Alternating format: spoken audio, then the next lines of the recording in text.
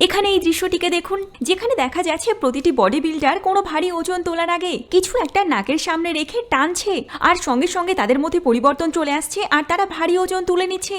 যখন এই ব্যাপারে জানার চেষ্টা করা হয় তখন অদ্ভুত কিছু সামনে আসে। প্রথমত এগুলি যখন কোনো সাধারণ মানুষের নাকের সামনে ধরা হয় তখন দেখুন এরকম দৃশ্য দেখতে পাওয়া যায়। কোনো মানুষই এই স্মেল সহ্য করতে পারে না। যখন এই ব্যাপারে তাদের কাছে জানা হয় তখন তারা বলে যে এটা অনেকটা ইলেকট্রিক শকের মতো লাগে তাদের কাছে। এবার এক্ষেত্রে এটা হলো অ্যামোনিয়া সল্ট অথবা অ্যামোনিয়া ইনহেলারও বলা হয়ে থাকে।